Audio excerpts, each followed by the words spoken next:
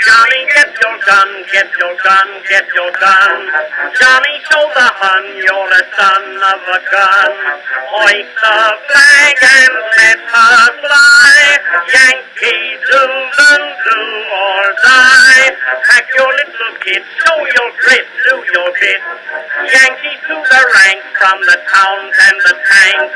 Make your mother proud of you and the old red, white, and blue. Over there, over there.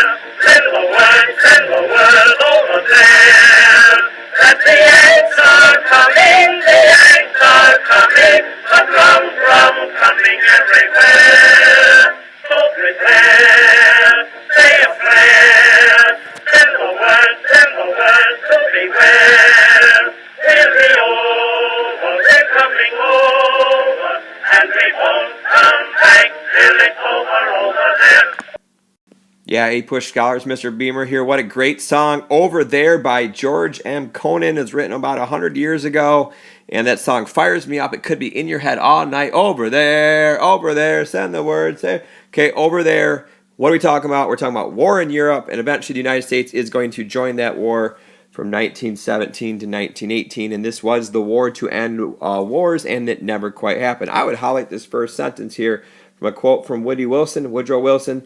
The world must be made safe for democracy. This is actually one of the reasons why we enter World War I, the United States, to make it safe for democracy. So again, that's moral diplomacy, idealist vision of Woodrow Wilson. Here are some of the key topics we're going to cover. A lot of these you might remember from 10th grade history.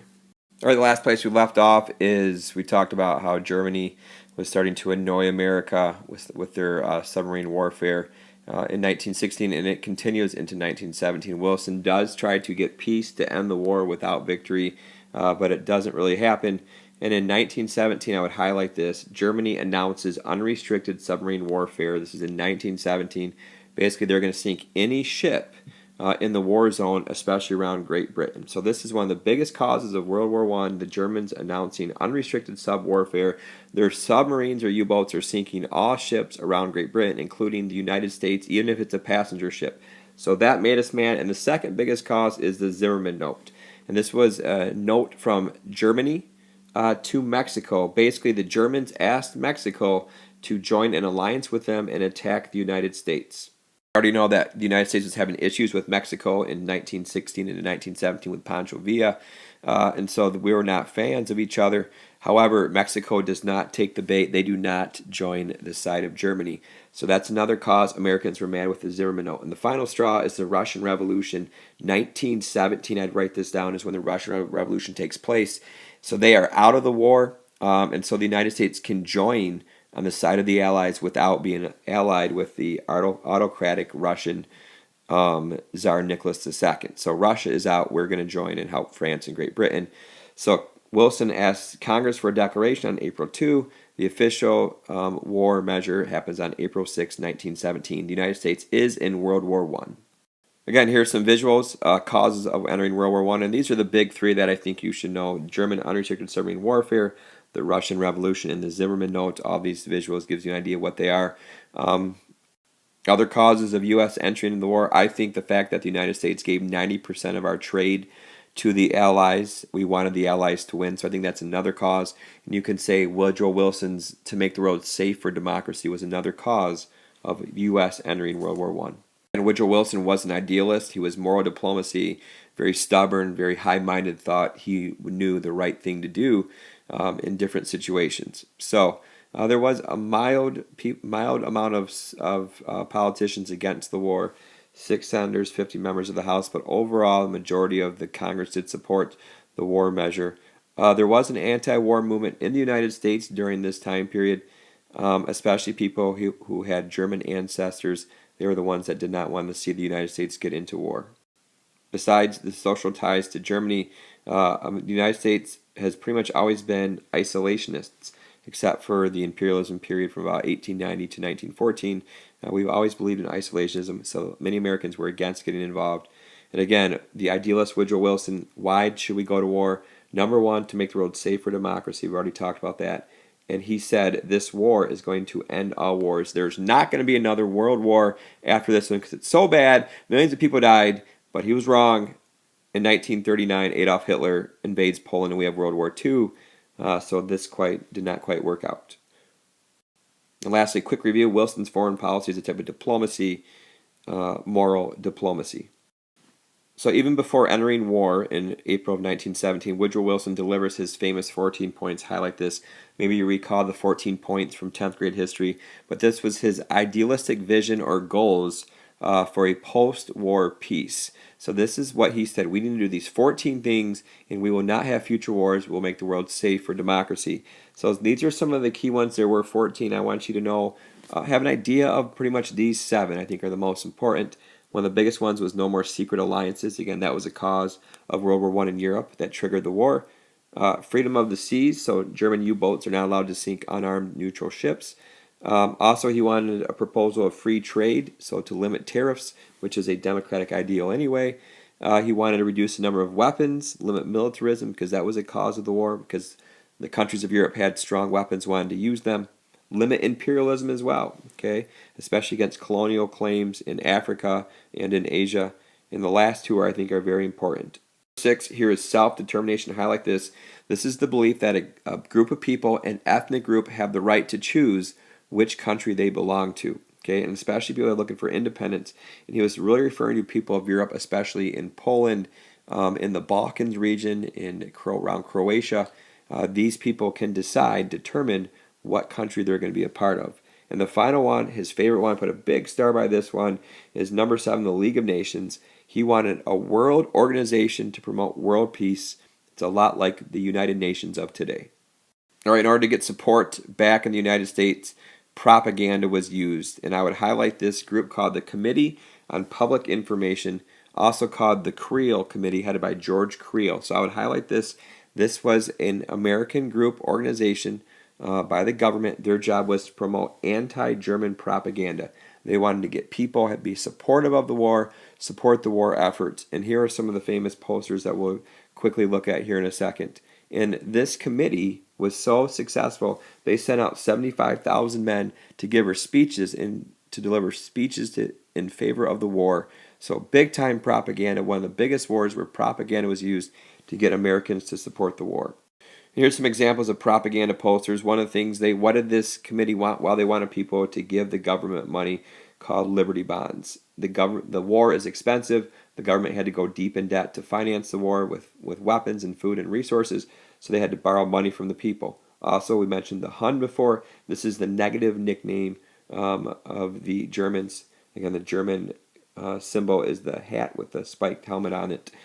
Again, more propaganda. This one is telling American men to enlist to join the war effort to save our women from the mad German brute. And propaganda songs such as over there, say a word. Okay, that is used to get people to support the war effort, to play with people's minds. Again, a lot of APUSH is not really about the wars, not about the military. A lot of it is back home in America, what is going on in the United States. And so some Germans were surprisingly loyal to the United States, even though they had ancestors from Germany. And many Germans were blamed for espionage activities. And so some of them were even tarred and feathered if they appeared anti-American. Of course, that goes all the way back to the Revolution, being tarred and feathered. So if you were a German, it's difficult in America. Many Germans changed their last name to sound more American. I need to highlight these 2 laws, the Espionage Act and the Sedition Act. These 2 laws, which pretty much violated the Constitution, were designed to have Americans support the war and to stifle any dissent. So what is the Espionage Act? Basically, it was illegal for Americans to interfere with any draft or any military operations. If you did that, you could be arrested. And the second one is called the Sedition Act of 1918. We've already learned about the Sedition Act earlier. We'll get to that in a second. But the one of 1918 during World War I said it was illegal to say anything against the government. And that violates the First Amendment, which many Americans had a problem with. And lastly, the connections to history. Does the Sedition Act look familiar? Maybe you remember the Alien and Sedition Act. Anybody have a presidential elimination, 1798, John Adams, Federalist. Also, many radical groups were thrown in jail and prosecuted during the war effort. Many of the anti-war people were socialists and members of the Wobblies. I would highlight this. The IWW, the Industrial Workers of the World, nicknamed the Wobblies. They were very radical, very left on the political spectrum, and they were very against the war, and many of them were prosecuted, thrown in jail because of the Sedition Act. All right, the American factories going into war, I would highlight the first bullet. We were unprepared. Oops, sorry about that. The United States was unprepared for war by 1917, especially with our factories. Even though we were sending resources to Europe, we were not ready, especially our soldiers as well. Our army was not very big going into World War I, and getting people to join the war to become soldiers was difficult. So our government created one agency. I would highlight this, the War Industries Board. This agency was from the government, and their job was to regulate business industry and to create war goods. So our government encouraged businesses and industry to create weapons of war to prepare for the war. Now, this is all a voluntary basis. I would write down that this was not a very successful government agency in getting businesses to do what they want. But during World War II, 20-some years later, our government does tell businesses what to do.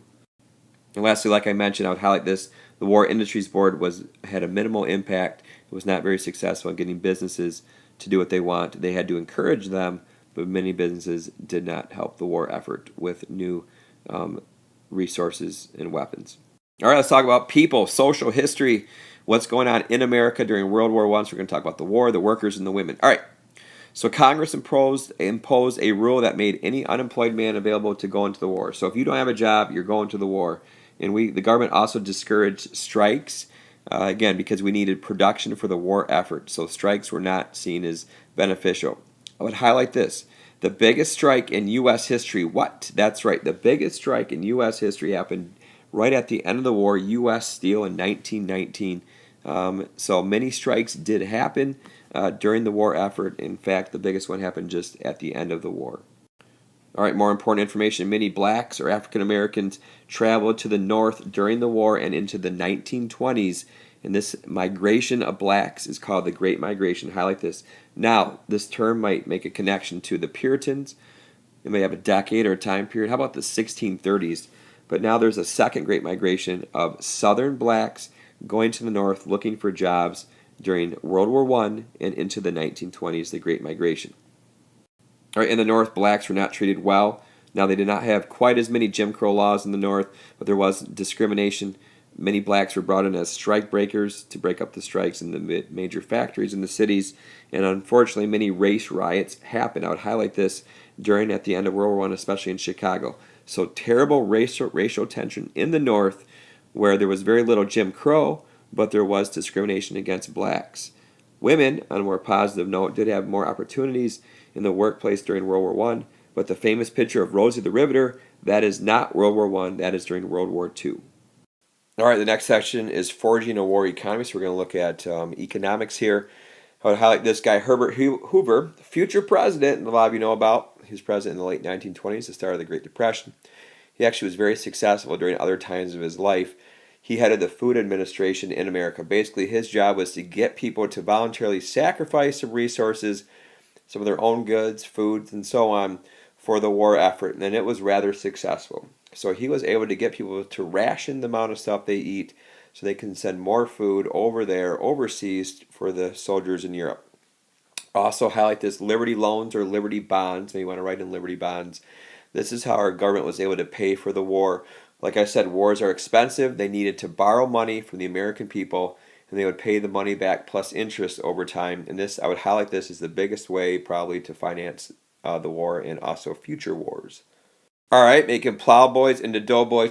Okay, so doughboys are what the Europeans called the American soldier, doughboys. All right, so we need to get an army fast. We need to get soldiers into Europe. So I would highlight this. A draft bill or conscription, that's a word maybe we've seen in the past in APUSH, is passed after a lot of debate. And this draft bill, or this draft was called the Selective Service Act. So this law allowed the draft to happen so the government could choose people, men, to be soldiers in the war. The draft, surprisingly, was rather peaceful, relatively fair system. Compare that to the Civil War. Maybe you remember from earlier in APUSH, the Civil War saw many draft riots. Anybody have a city? Wait time. What city had the biggest Civil War draft riot? It was New York City. in 1863. A lot of that was between African Americans and the Irish. Right, so we were able to get 4 million men and women into the military in just months. Many of these women volunteered as nurses and so on. Most of them were men, were soldiers.